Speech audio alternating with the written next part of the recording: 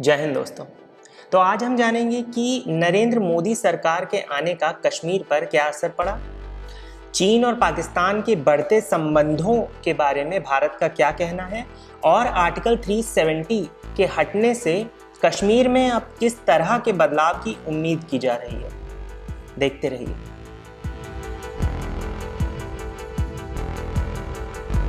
तो दोस्तों, साल 2002 में पीपल्स डेमोक्रेटिक पार्टी पीडीपी ने कश्मीर में चुनाव जीते। उम्मीद की जाने लगी कि कश्मीर में अब कुछ बदलाव आएगा, कुछ शांति आएगी। 2005 में श्रीनगर मुजफ्फराबाद बस सेवा शुरू हुई। पाकिस्तान के साथ भारत के ट्रेड रिलेशंस भी ट्रैक पर आने लगे। पाकिस्तान के साथ जब संबंध थोड़े सुधरे इसी बीच, तो उम्मीद की जाने लगी कि अब कश्मीर में भी हालात बेहतर होंगे और शांति बनी रहेगी। पर साल 2007 में परवेज मुशर्रफ ने आर्मी चीफ के पद से इस्तीफा दे दिया और साल 2008 में प्रेसिडेंट की पोस्ट से मुशर्रफ ने इस्तीफा दे दिया। ऑपरेशन टोपैक, जिसके बारे में हमने पिछले वीडियो में जाना था, वो एक बार फिर से एक्टिव होने लगा। पाकिस्तान में जहां हम जानते हैं कि सेना की चलती है, सरकार की नहीं, वहां सेना एक बार फिर से खुराफात करने लगी। 2008 में जब सेंट्रल गवर्नमेंट और स्टेट गवर्नमेंट ने जम्मू और कश्मीर में कुछ ज़मीन अमरनाथ जी श्राइन बोर्ड के नाम आवंटित की, तो कश्मीर के लोगों ने इसका जमकर विरोध किया और सेना और पुलिस पर पत्थरबाजी की। इसी के साथ कश्मीर में पत्थरबाजी का जो ये चलन है, जो ये सिलसिला है, वो शुरू हो गया। वो जो ज़मीन थी श्री अमरनाथ जी श्राइन बोर्ड की, वहाँ पर सरकार भक्तों के लिए, जो अमरनाथ यात्रा के लिए जाते थे, उनके लिए शेल्टर्स बनाना चाहती थी। पाकिस्तान ने इन सारे सिचुएशंस का फ़ायदा उठाते हुए एक बार फिर से कश्मीर में धर्म के नाम पर लोगों को भड़काना शुरू कर दिया। आखिरकार सरकार ने अमरनाथ जी श्राइन बोर्ड को जो ज़मीन आवंटित की थी, उसका फैसला वापस ले लिया। कश्मीर में सरकार गिर गई। 2008 में चुनाव हुए और जम्मू और कश्मीर के मुख्यमंत्री बने ओमर अब्दुल्ला, जो फारूक अब्दुल्ला के बेटे थे। अब थोड़ा रीसेंट हिस्ट्री में आते हैं। तो बीते कई सालों में पाकिस्तान और चीन के बीच जो संबंध हैं, वो और ज़्यादा गहरे होने लगे। 2013 में चीन और पाकिस्तान ने CPEC यानी चाइना पाकिस्तान इकोनॉमिक कॉरिडोर की घोषणा की। इसका मुख्य उद्देश्य है पाकिस्तान के ग्वादर पोर्ट से चाइना के सिंकियांग तक तेल और गैस पहुंचाना। और ये जो रूट है जहां से पाकिस्तान चाइना के सिंकियांग तक तेल और गैस पहुंचाएगा, ये जो रूट है ये गिलगिट बाल्टिस्तान से होकर गुजरता है, यानी उस हिस्से से जो आज भी हम भारत का हिस्सा मानते हैं और जिस पे पाकिस्तान ने अवैध रूप से कब्जा किया हुआ है। मई 2014 में नरेंद्र मोदी भारत के प्रधानमंत्री बने। इसी साल सितंबर में कश्मीर में एक बहुत भयानक बाढ़ आई। इस बाढ़ में इंडियन आर्म्ड फोर्सेस ने, भारतीय सेना ने राहत और बचाव का काम किया और 18 सितंबर तक लगभग 2 लाख लोगों की जान बचाई और उन्हें सुरक्षित स्थान पर पहुंचाया। साल 2015 में जब प्रधानमंत्री नरेंद्र मोदी चीन गए, तो उस वक्त की हमारी विदेश मंत्री सुषमा स्वराज जी, वो भी वहाँ गई और उन्होंने शी जिनपिंग से साफ तौर पर कहा कि ये जो पूरी परियोजना है CPEC की, चाइना पाकिस्तान इकोनॉमिक कॉरिडोर की, ये गिलगिट बाल्टिस्तान से होकर गुजरती है और इसके अंडर चाइना इस एरिया में इंफ्रास्ट्रक्चर बिल्ड करने वाला है, यानी काफ़ी सारा काम करने वाला है।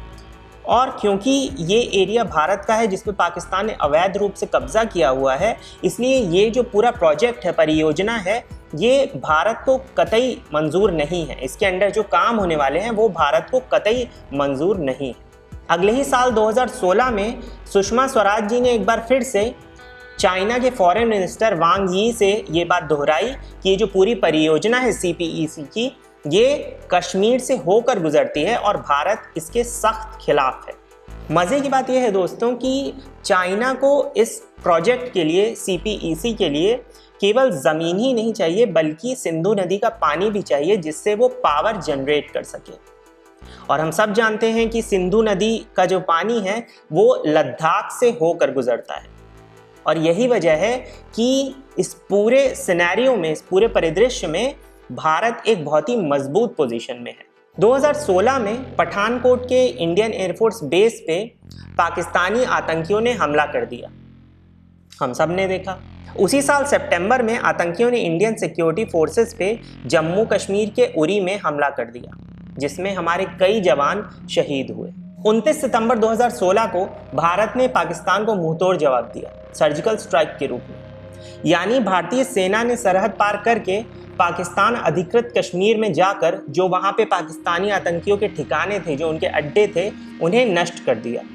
इस बीच कश्मीर में हलचल बनी रही, जो हम सब न्यूज़ में देखते रहे, और भारतीय सेना डट कर हर तरह के सिचुएशन का मुकाबला करती रही। और आज भी भारतीय सेना 24 घंटे हमारी सुरक्षा में बॉर्डर पर तैनात रहती है। पूरे जम्मू और कश्मीर में ही हमने देखा है कि हमारी सुरक्षा के लिए तैनात रहती है। साल 2018 में जम्मू और कश्मीर में आतंकियों ने भारतीय जवान औरंगजेब को अगवा किया और उनकी हत्या कर दी। इसके बाद इनके 2 भाइयों ने भी इंडियन आर्मी ज्वाइन कर ली। यानी साफ देखा जा सकता था कि ये पूरा एक मजहबी मामला नहीं है, यानी हिंदू और मुस्लिम का मामला नहीं है, क्योंकि पाकिस्तानी आतंकी या पाकिस्तान के बहकावे में आए जो आतंकी थे वो हिंदू या मुस्लिम नहीं देख रहे थे, वो अपने रास्ते में आने वाले हर एक व्यक्ति को मार रहे थे, चाहे वो हिंदू हो या मुस्लिम। यानी ये एक मजहबी मामला नहीं था जो कि पाकिस्तान इसे बना रहा था। दरअसल मामला कुछ और था।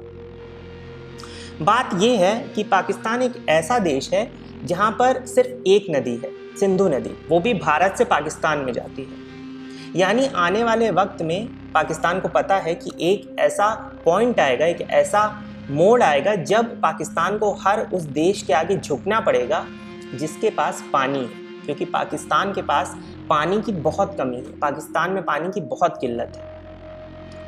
और हम सब जानते हैं कि पानी पाकिस्तान कहीं दूसरे दूर के देशों से तो मंगा नहीं सकता, जाहिर है उसे अपने पड़ोसी देश की तरफ ही देखना होगा।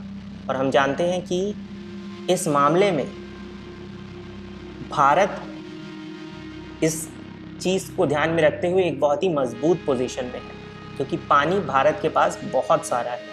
यहाँ तक कि जो सिंधु नदी है वो भी भारत से ही पाकिस्तान में बहती है, और यही है पाकिस्तान के डर की एक बहुत बड़ी वजह। 14 फरवरी 2019 को जम्मू और कश्मीर के पुलवामा में अटैक हुआ हमारे जवानों के ऊपर, CRPF के जवानों के ऊपर, और इसमें 40 जवान शहीद हुए। हम सब इसके बारे में जानते हैं। हमले के पीछे पाकिस्तान का ही हाथ था, हालांकि पाकिस्तान इसे नकारता ज़रूर रहा, पर पाकिस्तान के ही एक आतंकी संगठन ने इसकी जिम्मेदारी ली। एक बार फिर से भारत इसका मुंहतोड़ जवाब देने वाला था। 26 फरवरी 2019 को भारत ने बालाकोट स्ट्राइक की, यानी पाकिस्तान के बालाकोट में घुसकर एयरफोर्स ने, हमारी जो एयरफोर्स है वो बालाकोट में घुस गई और वहाँ पर जो आतंकी अड्डे थे, जो आतंकी ठिकाने थे, उन्हें नष्ट कर दिया पहले की तरह एक बार फिर से। 5 अगस्त 2019 को राज्य में पूरी सुरक्षा व्यवस्था के बीच भारत सरकार ने आर्टिकल 370 को निरस्त कर दिया, यानी रिवोक कर दिया। यानी कश्मीर का विशेष दर्जा समाप्त कर दिया गया और जम्मू और कश्मीर के साथ लद्दाख भारत की यूनियन टेरिटरीज में 31 अक्टूबर 2019 से शामिल हो गया और यहाँ पर राष्ट्रपति शासन लागू हुआ। आसान शब्दों में कहें तो कश्मीर अब भारत के संविधान से चलेगा और भारत का जो ध्वज है, तिरंगा है, वही कश्मीर का ध्वज होगा। भारत का कॉन्स्टिट्यूशन और नेशनल फ्लैग कश्मीर का कॉन्स्टिट्यूशन और नेशनल फ्लैग होगा। इसके अलावा और भी कई बदलाव आए आर्टिकल 370 के हटने से, जैसे कश्मीर में IIT, IIM और एम्स जैसे संस्थान खुल सकेंगे।